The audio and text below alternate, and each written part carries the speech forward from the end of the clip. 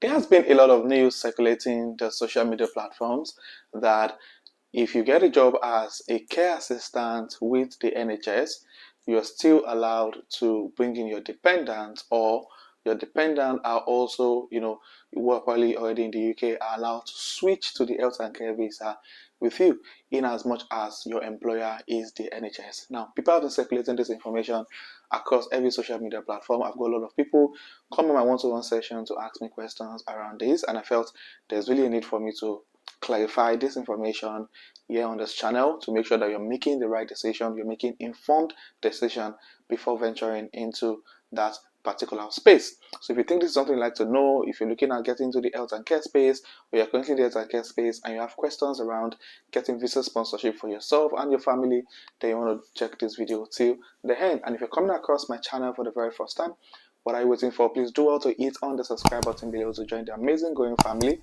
And my returning subscribers, thank you guys for being here. I really do appreciate you guys. So without further ado, let's get right into the video.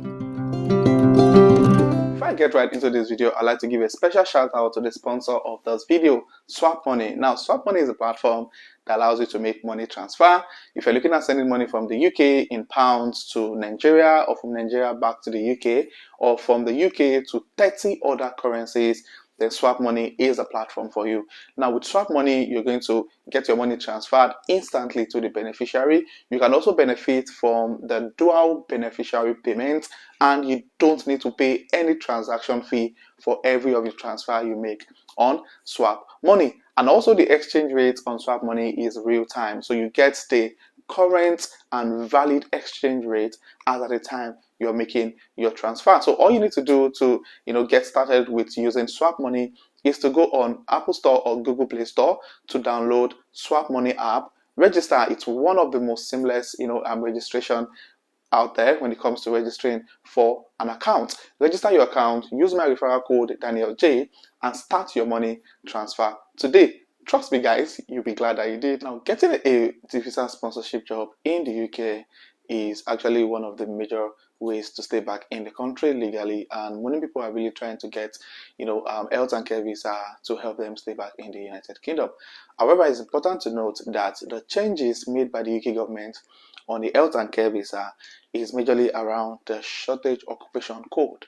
Now, this applies to any organization you get a job as an healthcare assistant or a senior carer. So there's no specific rule or law that says that those who get a job within the NHS are exempted from any of these rules. There's no law like that. However, the question now is, the shortage occupation code for the healthcare assistant job within the NHS, is it the same as the shortage occupation code for those who get health and care jobs outside the NHS? Now, this is one question most people are still trying to clarify, which I think that we're probably going to have that conversation in this video. So we're going to look at different scenarios of people who are looking at getting the health and care visa, and then narrow it down to the possibility of them being able to get the skilled worker visa that allows a dependent to come with them or not. Now, let's look at the first scenario. Now, this first scenario is with someone who got the health and care, who got the healthcare assistant job role band 3 within the NHS after 11th of March 2024. So this is someone that got the visa, that got the COS after that. Now we're going to tag this person Anna. So it says that Anna is from Sweden.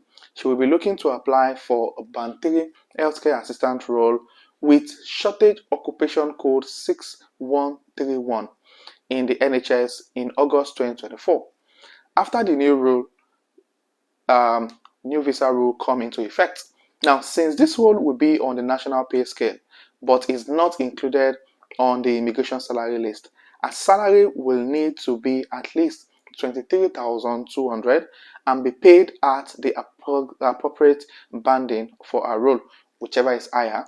Now, Anna will therefore be able to work as a healthcare assistant in any area with a London wing added to a salary that is entry level in fringe areas 23,957. However, location outside of the UK area will not be able to meet the salary threshold, that is entry level band 3 22,816, unless employers recognize previous equivalent work outside of the NHS.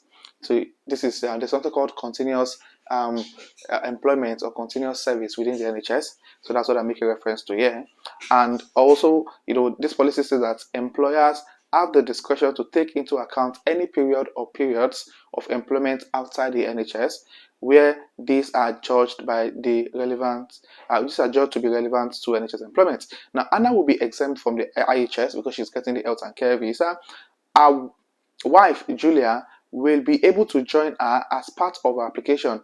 Julia will be given a general right to work as Anna's dependent and will also be exempt from the IHS. Now, what this means is that this person is getting a job as a healthcare assistant.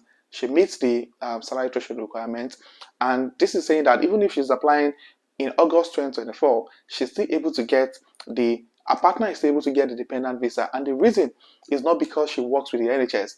The reason is because her occupation code is 6131. Now, let me explain what the 6131 is for you. Now, if you go back on gov.uk to check out the occupation code and the meaning, now, as you can see on the screen, the 6131 is for nursing auxiliaries and assistants. So if you get a job that gives you a COS with the shortage occupation code stated as 6131, then your dependent can still apply to move into the United Kingdom with you.